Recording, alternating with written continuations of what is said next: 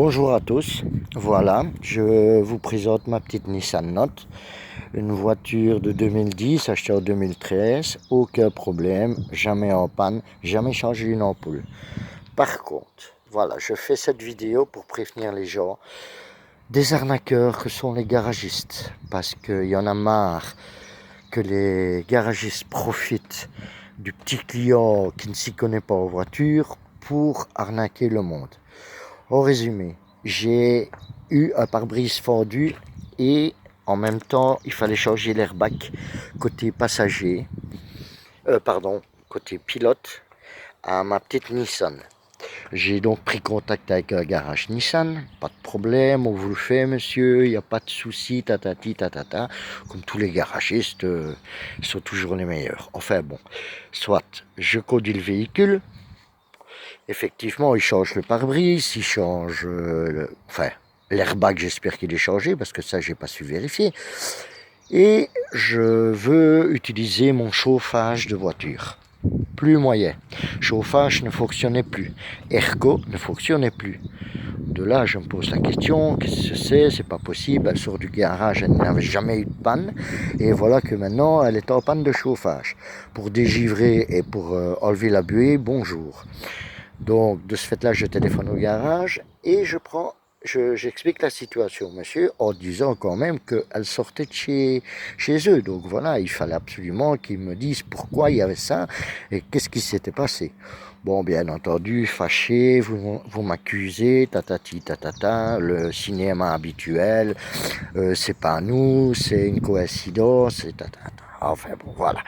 Alors du coup, j'ai été reconduire ma voiture là.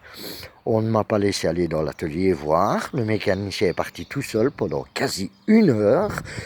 Tout ça en revenant pour me dire, ben voilà monsieur, vous avez la résistance du chauffage qui est foutue. Voilà, ok. Je vous montrerai le prix et la facture après, enfin le devis. Alors de ce fait-là, je rentre chez moi, j'ai dit écoutez, il faut que j'attende un peu, je ne sais pas si j'aurai assez d'argent, donc voilà, je vous ressonne. Mais bon, étant quand même un peu mécano, je commence à démonter pour voir sortir cette pièce et vérifier ce qu'elle valait, si elle était bonne ou pas, ou pour même trouver une autre moins chère. Hein, bon, du coup, je démonte et je me suis rendu compte d'une chose, d'une arnaque du garagiste que je vais vous montrer. C'est tout simple, mais ça coûte bonbon. Voici donc là au-dessus, en vert, les fiches qui sont branchées sur ce petit soi-disant chauffage, résistance, ce que vous voulez. Donc je me suis attelé à essayer de démonter ça, ce qui n'est pas du tout facile. Ça, je vous le garantis, pour aller enlever les 2 vis, c'est une abomination.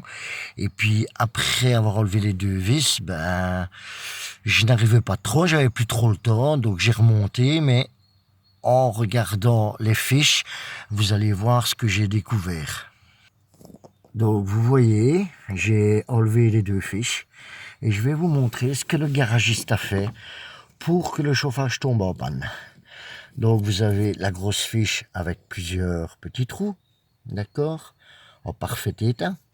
Et puis vous avez la petite fiche qui, elle, bizarrement, a un côté où on dirait qu'on a mis un tournevis et qu'on a torché le bazar. Donc je me suis dit que c'était bizarre. Donc en les remettant, j'ai chipoté un peu. Quand vous rentrez la fiche à fond, le chauffage ne fonctionne pas. Quand vous la retirez légèrement, le chauffage et l'air corps fonctionnent.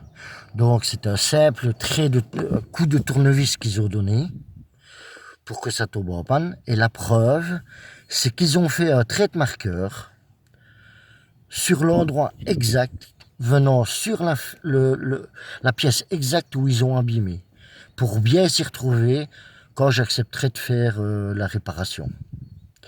Si ça, c'est pas de l'arnaque, et vous pouvez remarquer, ça se trouve au-dessus, on ne voit pas le trait de marqueur quand on regarde par l'intérieur de la voiture. Donc après 1 heure d'attente, le mécanicien est revenu et m'a dit: voilà monsieur, c'est en panne et voici la facture. 148 euros, 55 euros de main d'œuvre, alors que ça m'a pris 2 minutes. C'est juste une fiche à changer ou retirer légèrement, parce que quand vous la retirez légèrement, elle fonctionne.